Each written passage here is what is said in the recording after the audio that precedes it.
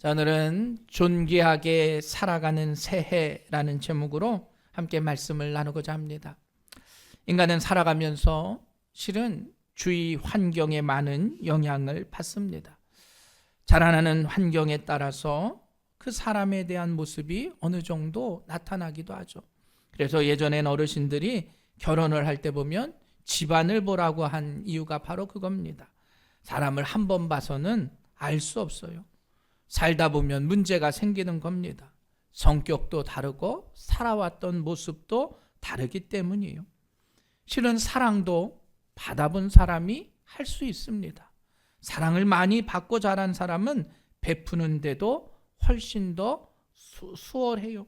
그러나 받아보지 못하면 사랑을 주고 받는 게 쉽지가 않습니다. 그리스도인의 생활도 실은 마찬가지입니다. 우리가 믿음 안에서의 환경이라고 하는 게 매우 중요합니다. 어떤 교회에서 신앙생활을 했느냐, 어떻게 함께 신앙생활을 했던 사람들과 어떠한 영향을 끼치고 나아갔느냐. 좋은 환경에 좋은 영향을 받고 살아가면 별 문제가 없습니다. 그런데 여러분, 나쁜 환경과 또 죄의 모습 속에서 나아가면 그건 문제가 생기는 거예요. 요즘 모방 범죄들이 많이 생깁니다. 남들이 하는 범죄를 아이들이 그냥 따라해요. 아무런 거리낌 없이 그렇게 나아갑니다. 수많은 죄악들이 우리의 삶 가운데 또 우리의 모습 가운데 나타납니다. 그럼 여러분, 우리는 어떻게 살아가야 하겠습니까? 목사님, 세상 사람들 다 그러는데 적당히 그냥 타협하며 살죠. 고지식하게 왜 그러십니까? 여러분, 만약에 이렇게 생각하고 계시다면 그건 어리석은 생각입니다. 세상 사람들이 다 그렇게 해도 우린 그렇게 살면 안 됩니다.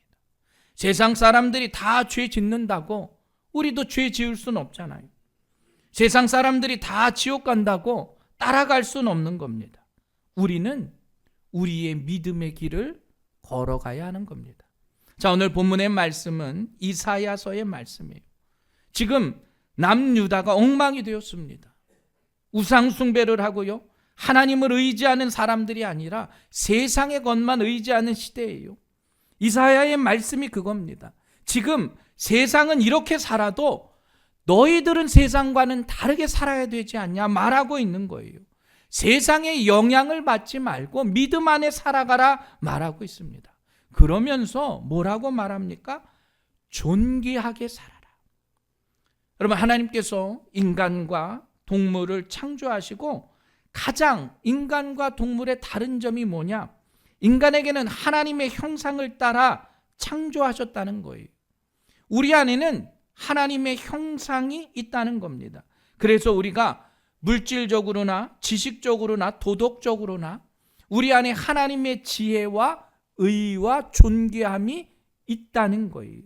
그리고 우리는 하나님의 창조하심에 따라서 그걸 바르게 사용해야 합니다. 그래야 우리가 거룩하고 영광스러운 존재가 되는 거예요. 여러분, 인간만큼 지혜를 가지고 지식을 가진 동물이 어디 있습니까?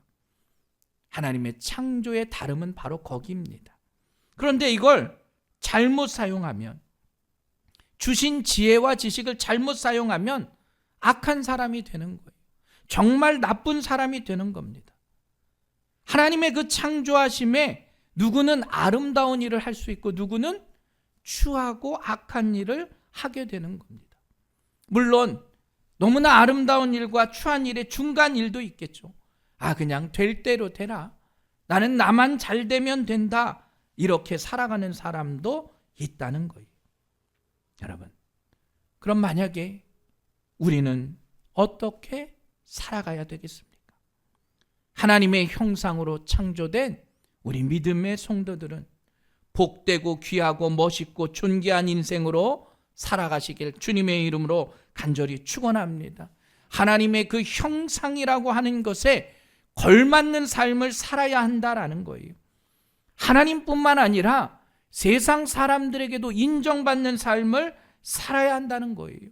내 안에 생명과 기쁨이 있음을 믿지 않는 자들이 볼 때 기뻐해야 한다는 겁니다. 아유, 새생명교회 권사님은 왜 그렇게 기뻐하고 즐거워할까? 내 안에 그리스도의 생명이 있기 때문에 믿지 않는 사람들이 봐도요, 내 안에 그리스도를 발견할 수 있어야 한다는 겁니다.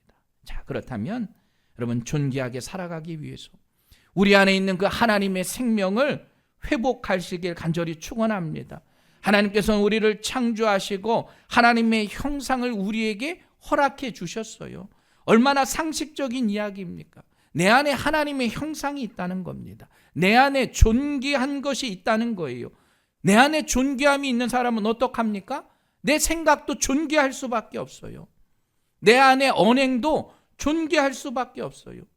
내 삶의 목적도 존귀할 수밖에 없다는 거예요.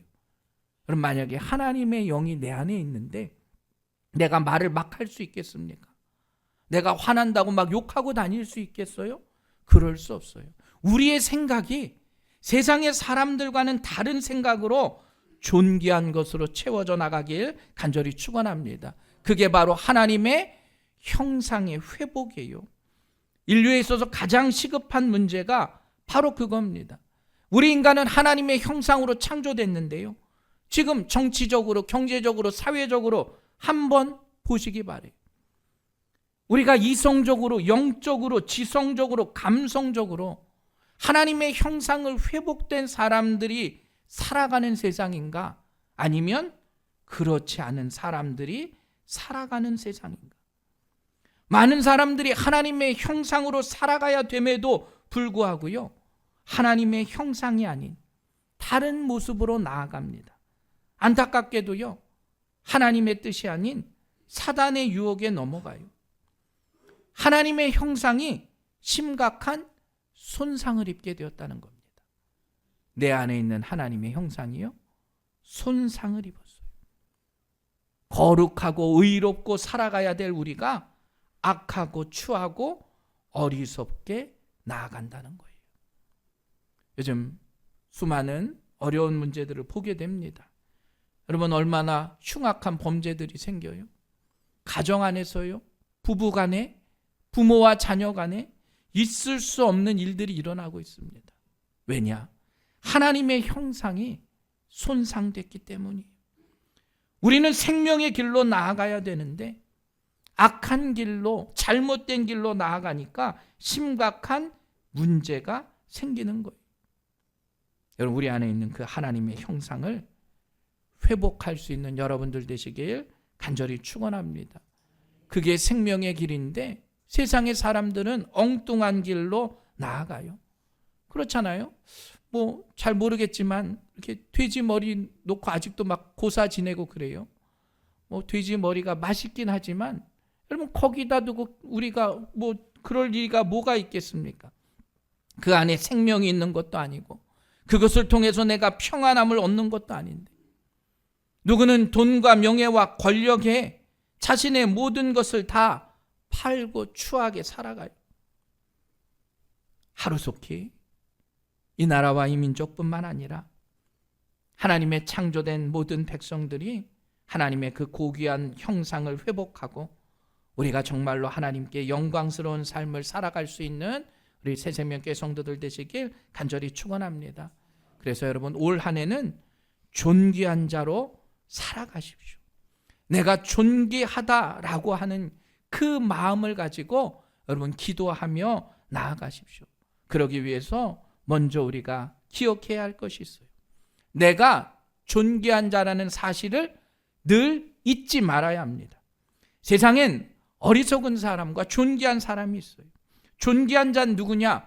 예수님을 믿는 자예요. 예수님을 믿고 그것을 통해서 지혜와 겸손과 거룩함을 얻은 자들입니다.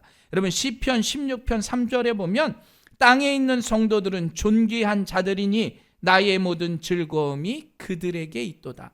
땅에 있는 누가요? 성도들은 뭐라고요? 존귀한 자다. 그러니까 성경 말씀에 땅에 있는 성도는 존귀한 자예요. 누가요? 여러분들이요. 여러분 지금 하늘에 없잖아요. 어디 있어요?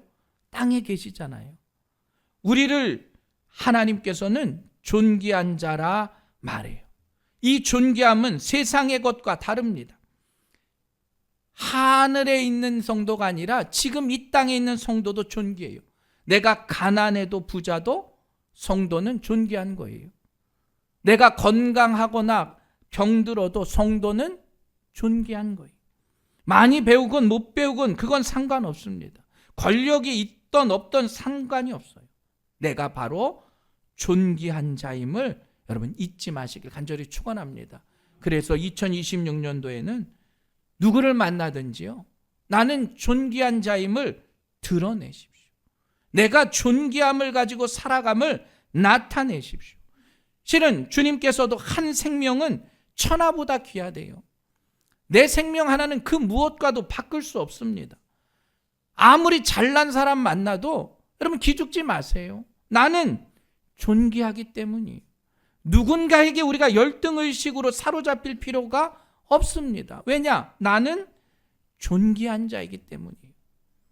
세상에 그 무엇과도 바꿀 수 없는 존귀함이 여러분에게 있음을 기억하시기 바랍니다. 바로 그것을 위해서 예수님이 십자가에서 대가를 지불하셨어요. 그래서 우리 한 사람 한 사람을 그리스도인으로 하나님의 자녀로 불러주신 거예요. 오늘 그것을 가지고 세상 가운데 살아가십시오. 나는 그러한 존귀함을 믿는 자임을 기억하시고 예수님의 그 놀라운 은혜 가운데 평생 주님과 함께 동행하며 살아갈 수 있는 우리 새생명교회 믿음의 성도들 되시길 주님의 이름으로 간절히 축원합니다. 그렇게 존귀한 자에게는 놀라운 은혜를 허락해 주세요. 자, 이사야 32장 2절 말씀 보면 또 그 사람은 광풍을 피하는 곳, 폭우를 가리는 곳 같은 것을 폭우를 가리는 곳 같을 것이며 마른 땅의 냇물 같을 것이며 곤비한 땅의 큰 바위 그늘 같으리니. 그 사람은 누구냐? 예수님이에요. 예수님을 존귀하게 여기는 사람에게는 예수님이 광풍을 피하는 곳, 폭우를 가리는 곳과 같은 분이다라는 거예요. 인생에 심각한 환난과 위기가 있습니다. 광풍과 폭우가 있어요. 그러한 위협과 환난은 때로는 우리의 허물과 우리의 부주의와 우리의 죄 때문에 다가올 수도 있어요. 여러분 2026년도에도 분명히 우리에게는 어려움과 고통이 있을 겁니다. 그런데 하나님께서는 그러한 존귀한 자들을 예수님의 피난처가 되게 해주시겠다 말하고 있어요. 세상의 피난처가 아니라 예수님의 피난처예요. 자, 오늘 이사야 선지자가 이야기하는 게 바로 그겁니다. 누구는 거대한 아수르를 따라가요. 누구는 더 큰 바벨론을 향해서 따라가요. 세상의 사람들은 애굽을 의지한다고 갑니다. 그런데 여러분 바벨론을 의지하고 아수르를 의지하고 애굽을 의지했는데 다 망해버렸어요.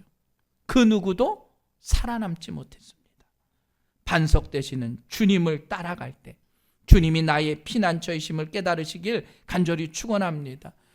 물질이나 사람이나 세상의 명예 따라가지 마시고 나의 반석 되신 주님과 올해는 동행하시길 간절히 축원합니다. 그래서 2절 후반절에도 마른 땅의 냇물, 곤비한 땅의 큰 바위 그늘이 되신다. 말라 비틀어진 우리의 영혼의 주님은 냇물과 같은 분이시라는 거예요. 곤비한 땅의 큰 바위 그늘이 되어서 나에게 휴식을 허락해 주시겠다라는 겁니다. 마치 에스겔 선지자의 성전 제단에서 흘러나오는 물이 어떻게 해요? 죽었던 것들이 소생함을 얻고 풍성한 열매를 맺는 환상을 보여주신 것처럼 예수님으로 말미암아 말랐던 우리의 마음이 소성함을 얻을 수 있게 되길 주님의 이름으로 간절히 축원합니다. 말랐던 내 마음이 냇물처럼 잔잔해지는 거예요.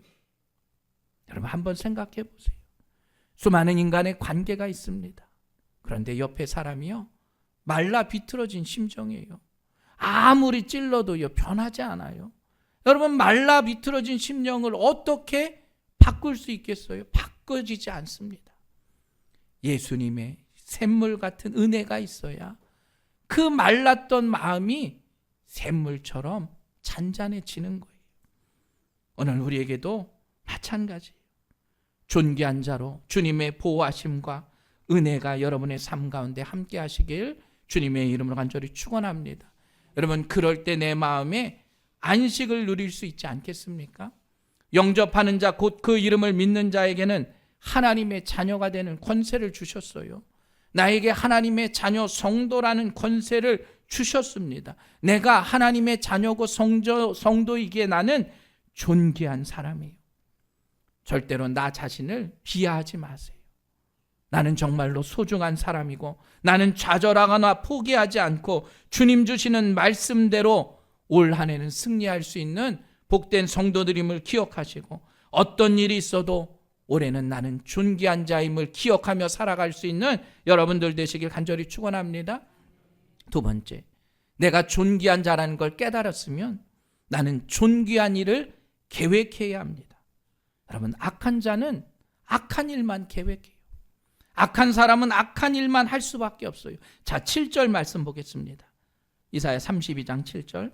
악한 자는 그 그릇이 악하여 악한 계획을 세워 거짓말로 가련한 자를 멸하며 가난한 자가 말을 바르게 할지라도 그리 함이거니와. 악한 사람은 어떻게 해요? 악한 계획을 세워요. 왜냐? 그릇이 악하기 때문이에요. 어리석고 악한 자들은 계획은 늘 악할 수밖에 없어요. 여러분, 악하다고 하는 것, 악인들이 담아내는 모든 것은 악할 수밖에 없다는 거예요. 마음이 악하면 생각도요, 계획도요, 실천하는 것도 다 악할 수밖에 없다는 겁니다. 그렇다면 올해 우리는 어떤 계획을 세우며 살아가야 하겠습니까? 악한 자들은 거짓으로 가련한 자를 멸한대요. 가련한 자는 뭐냐? 비천하고 약한 사람이에요. 심리적으로 여린 사람입니다. 돌봐줘야 될 사람들을 착취하고 악하게 만드는 거예요. 가난한 자가 말을 바르게 하는데도 돈을 들여서 정당하게 재판관을 매수해서요, 그 가난한 자들의 것을 빼앗는 게 악한 자예요. 6절 말씀 보면, 이는 어리석은 자는 어리석은 것을 말하며 그 마음에 불의를 품어 간사를 행하며 패역한 말로 여호와를 거스리며 줄인 자의 속을 비게 하며 목마른 자에게서 마실 것이 없어지게 함이라. 어리석은 자는 어떻게 해요? 마음에 불의를 품어요. 간사를 행해요. 패역한 말로 하나님을 거스려요. 하나님을 거스리는 사람은 어리석은 자인데, 이들은 어떻게 해요? 줄인 자의 속을 비게 해요. 배고픈 사람의 것을 뺏는 거예요. 목마른 자가 마실 것을 못 마시게 하는 거예요. 하나님과는 상관없는 다른 계획을 세우고요, 하나님과는 상관없는 자기의 뜻대로 행하는 사람, 바로 이 사람들이 악한 사람이라는 거예요. 그러면 존귀함은 뭡니까? 존귀함은 자원하는 마음으로 아낌없이 주고 베푸는 게 존귀한 거예요. 악한 자들, 내 생각이 아닌 가난한 자들과 목마른 자들을 보면서 하나님의 뜻을 세워나가는 것. 여러분, 그게 바로 존귀한 자들의 삶이에요. 하나님의 공의와 정의를 세우며 나아가는 것. 다른 사람의 유익을 기뻐하며 살아가는 것. 하나님과 함께 하나님의 뜻을 실현해 나가는 것. 여러분, 그게 바로 존귀한 자의 계획임을 깨달으시기 바랍니다. 또 3절 보면, 보는 자의 눈이 감기지 아니할 것이요 듣는 자가 귀를 기울일 것이며. 그럼 놀라운 말씀이에요. 우리가 존귀함을 갖는다고 하는 건 보는 자의 눈이 감기지 않는 거예요. 여호와의 행하시는 일을 눈으로 보는 거예요. 내 안에 존귀함이 있으면 영적으로 세상을 바라보는 거예요. 또 하나님의 말씀을 듣는 자의 귀가 기울여질 것이며 하나님의 말씀에 관심을 갖는 거예요. 내 안에 존귀함이 들어오면 보는 눈이 달라지고 하나님의 말씀이 나에게 들려지는 게 달라지는 겁니다. 여러분, 하나님의 말씀에 관심을 갖고 그 뜻을 이해할 수 있는 거예요. 4절 말씀 봅니다. 조급한 자의 마음이 지식을 깨닫고 어눌한 자의 혀가 민첩하여 말을 분명히 할 것이다. 여러분, 조급하고 급하게 서두르는 자들이요, 자기 뜻대로 멋대로 경솔하게 행동하잖아요. 그런데 그런 사람들이요, 내 마음에 존귀함이 들어오면 지식을 깨닫는데요.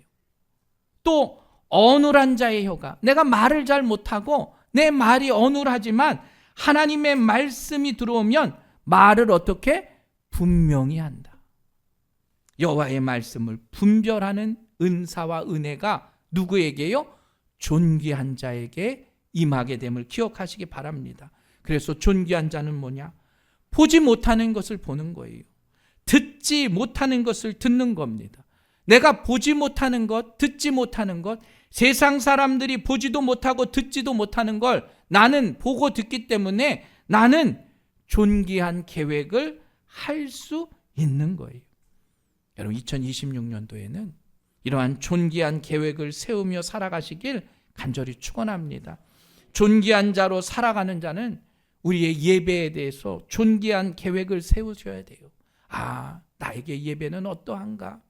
내가 주일날 이 예배를 정말로 사모하나? 예배를 어떻게 내가 기쁨으로 드릴 수 있을까? 여러분, 존귀한 가정은 어떻게 해요? 존귀한 계획을 하는 거예요.